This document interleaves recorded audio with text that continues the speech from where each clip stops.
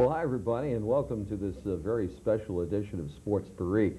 Tonight, we're going to be talking to two of the members of the Wareham Gatemen aggregation, the clubhouse guys, Jim Hubbard, who is the general manager of the club. Jim, nice to see you again. Good to see you again. And Don Reed, who is the field manager of the Wareham Gatemen. And it would have been nice to have John with us today, but John cannot be here, John Wild, and who is the sponsor of the Wareham Gatemen. But another baseball season, huh, guys? Yep, all set to go? Yep, I think so. At least we hope we're ready to go Friday night. Yeah, you open up, well, Friday night. Tomorrow night. And then it's, what, about a 44-game schedule that takes you right into August, right? Yeah, 44 ball games. 22 at home and 22 on the road. But look, you know, the Cape League over the years has developed, you know, I think a very strong interest in this area in Wareham. The people in New Bedford get down to Wareham to watch the Gatemen play. And, of course, they come from off Cape to see Hyannis and Chatham and so forth. Is the league right now as good as it can be, or is it got potential to get even better? Well, I think you always have potential. There's areas where, you know, it could probably be improved, and I think people are working on it all the time. And, you know, sure, I think you can get better yet. Marketing a problem? Well, you know, to go along with what you're saying, Don, and I think Team USA has created a problem. And it makes it very tough when we're recruiting. I know Don is out there looking for boys all the time, and of course Don's looking for the best.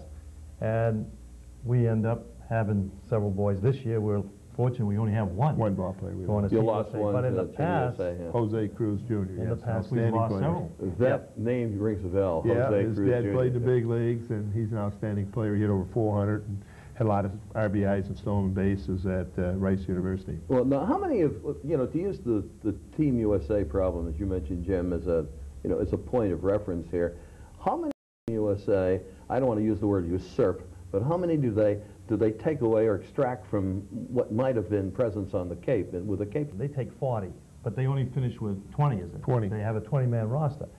But you're counting on a lot of these fellas, and then they cut them, and then you've got to make a decision. Am I going to wait for this fellow to come back, or am I going to put someone else on? And they cut real late. And they cut late, so it creates a lot of problems. And this 40, the cream of the crop, right? Considered the best players in the country. And you're looking to get your share of 10 Cape League teams, which I think there are, right? At this point. There's, you know, potentially 4 for each of the ball clubs that work that way. Sure. We might luck out this year, though. We lost one. Some teams lost as many as 3, maybe 4. Well, we had another ball player that was invited and declined. Carl Thompson out of Santa Clara. That's who John's picking up. Yeah. No, he's picking up. Yeah. Right. And he was voted second-team All-American, and we're very fortunate to keep him, and he'll be in tomorrow. Your Gateman roster for this 1994 season, does it include any of the present Collegiate World Series players at all? Well, we have one ball player, Ryan Hall, a pitcher for Auburn, and he'll be in late to just come back from World Series. I talked to one of the coaches down there just this morning to try and find out what the timetable was. They have to take their finals. They missed about 3 weeks with the regionals and everything. They missed about 3 weeks of school, and they got it real late, so they have to take the finals yet. And right now, we just don't know exactly when he's going to be in. But he played for Auburn and pitched in the first ball game. They lost 5-4 and pitched real well. In the game prior to that, he struck out 15 in relief. In relief? In 8 innings. It was and an that has to be in, what, 5 or 6 innings? Yeah. Actually, he pitched 8 innings. It went into extra innings. Oh, went into extra inning ball game. He struck out 15 in 8 innings. Yeah, it's a pretty good World Series. I've, you know, caught a few of the games. I like that Oklahoma team. They're a good ball club. Oklahoma State. A couple of out, boys, well, Rich Hills. Rich Hill's a shortstop there, plays shortstop for them, played for us last year. The West Coast teams took a quick out, except for Cal Fullerton, I guess. Yeah, and they were limited still last hanging night. Around. They lost last night. 3-2, 4-3. So it's down now to, what, 3 clubs? I guess Georgia Tech is still there, and Oklahoma's still undefeated. There. Undefeated, yeah.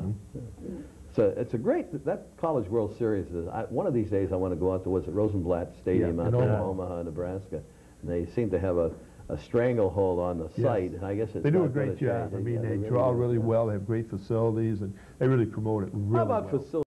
You know, Wareham has to have one. I don't care. They're one of the best. Yeah, we really worked hard on our ball field. I mean, our guys come in every year, and they spend a lot of time. We're very fortunate. Mr. Wild have all the players work on it when they come in, and we built new bullpens in left field, and we spend a lot of time on the field and to improve it. But I think some of the other fields in the league need to be improved as well. And we're always trying to improve our field each year. And that's one of the areas I do feel that we could probably improve on in the Cape Cod League. In other words, one of the reasons why our field is in good shape, because we got one of the blade of grass can be out of the wrong way. He wants that kid to... You see that blade of grass on there? Well, yeah, players like to play in a nice field. Right. I mean, all your colleges now have upgraded their facilities, like in the SEC, for example. Every team in the SEC has a new field, or they're building a new facility except one. And, you know, kids play in nice facilities in college, and you like to have nice facilities here as well. Oh, absolutely, and I think the kids notice it too. Very They don't important. want to go to you know, old Yeah. settings. You know, right. where. Well, do you? By the way, I want to ask you. Do you leave the grass high because the shortstop and second baseman don't move as fast? Well, our game is generally a speed game, so we don't like to have the grass too long. No. We like to have it short, where we can utilize We want 'em you know, quick. some of our strengths, and you know, we like a quick fast One thing I'm sure we're not going to see is any carpet on the Cape in the summertime. The I would grass is good enough, right? Yeah, right. And as long as it's maintained, and I like the grass, and if they keep it cut short like it should be, why, I think that's a great playing facility. And this is baseball, too. We don't want to Yeah. see a carpet down Yeah, there. that's right. We've still got a couple of teams in the league though with no lights, right? That are Actually, we got still- four that don't have lights, which you know, makes it kind of difficult, because you have the situation where the game can be called different. Maybe you have to use your closer a little bit earlier, because if you wait for the ninth inning, maybe you don't get to the ninth because of darkness. Yeah, so you So got it a 7-inning changes. ball game or 8-inning You might ball have game. 7 or 8, and you know, that sort of changes your thinking and how you may play the game. See, that's the Maritime. The Maritime Academy hasn't put lights in yet. No, right? That's no, what Bourne no. plays, I think. Katuitt, Correct. Maritime Academy, DY, Yarmouth, Brewster. And Brewster. and Brewster. And Brewster, You yeah, four lights, fields, too. right, Yeah, without lights. 6 have lights and 4 do not. Aside from the fine facility in Wareham, I know Lowell Park in Katuitt is a nifty site, and I know you had a lot to do with that, Jim, back when you were there, and making that Quite a one of few the years better facilities on the Cape.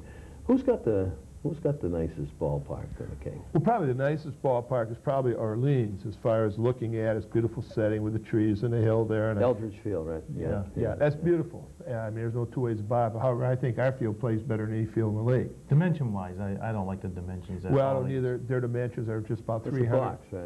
It's kind of a box. Oh, It's about 300 down very each short line, left and then 440 to center. Center field is Death Valley, Yeah. and down each line is just a little, it's a sort of a short shot with a porch there. Not quite a Chinese home run, but No. Close to it. Yeah, and you know, if you hit one down the line, it goes 310, it's okay. When the other club hits one down the line, it goes 310, you feel a little differently. We know that too well. Yeah, we from know the last year. feeling, It yeah. cost us. it cost you a ball game Yeah. or two. Yeah. Yeah. Yeah. That's a tough park, and I don't know whether do the coaches and the managers in the Cape Cod League school their hitters to different ballparks. I know you Well, mentioned YD, and I yeah, know you when- were down there. Well, when I was at YD, I mean, we definitely, and I'm a real big believer in using whole field anyway, in my hitting philosophy. And with that short center field porch we had, which was like 354 to center field, we really tried to stress to our guys, we wouldn't hit the ball straight away. And we used to use that field definitely to our advantage, because we used to hit a lot of balls out in center field, and you really had to drive the ball left and right to hit it out. So I think certain times you do, like our field is a tough ballpark to hit many home runs in, so we try to, you know, have more speed defense. There's a lot of room in the outfield. We would like to have a quick outfield that would really run down balls. So I think you have to sort of, you know, recruit your ball club according to the facilities that you play. You play 22 games at home, Right. 22 on the road, and I'll bet you, Don, maybe I'm a figure Phil, but in this regard, but I'll bet you there weren't more than a dozen home runs hit out of Wareham. I would not bet against you. I'll say I think You both, I about agree with right on. both here. I Yeah. think it was close. We hit more home runs on the road than we did. Yeah, at oh, home. we always did ballpark for triples. I mean, we generally lead the league except for last year in triples. But, you know, if you got some guys who can run, you got the big power rallies, and you have to get probably more triples than home runs. Get it out near the scoreboard at right center field, you get 3 bases in that ballpark. I remember one Sunday, though, we'd like to forget that Chatham hit 4. Yep, that's right, Last with the year. wind blowing out. Well, that can happen. I guess you Yeah. can get a prevailing Yeah. wind that takes the ball out of the He was ballpark. blowing really, that day, all you had to do was get the ball up in the air and Oh, God. got in them jet streams, and it was going out. The college players going to continue to be the major fueling of the major leagues. Is this down the road something that the major leagues are, you know, possibly going to get involved is in the subsidization of I think if you look at college. the first round of the draft, and you go back a few years, there are a lot more college players taken in the first round now than before. They were going with the top high school youngster. Now, I think they're using the colleges as pre-minor league. And a lot of these players are leaving the Cape League, and within 2 years, They're in the minor and leagues. Don will tell you about Brian. Well, Brian Anderson, he pitched for us in '91 and '92, and he was drafted in the June draft last June, and he made the big league team this year. He come up, in fact, in the fall last year in September call-up, and he's playing for the Angels, and he won 3 ball games early, and then he got hurt. He was on a DL, and he was just taken off the DL today and activated. But here's a guy that less than a year ago, he was pitching, in college ball in the Cape Cod League, and he's in the big leagues. And you see, well, Dryford's a guy out of college that never threw one pitch, a Dodger closer, never threw one pitch in the minor leagues, and he's in the big leagues. He signed late last year. Well, I put that question very awkwardly. Does it make a difference, the 4-year break where a young man is in college, goes into college at the age of 18, opts to go that route rather than to go directly, to some minor league assignment? That 4 years, perhaps in the thinking of the people who develop players for the major leagues, a very critical 4 years. So I think there's plus and minuses, Don. I think there's a huge gap between an 18-year-old person and a 22-year-old person. I think it's very difficult for a kid out of high school to go into pro ball.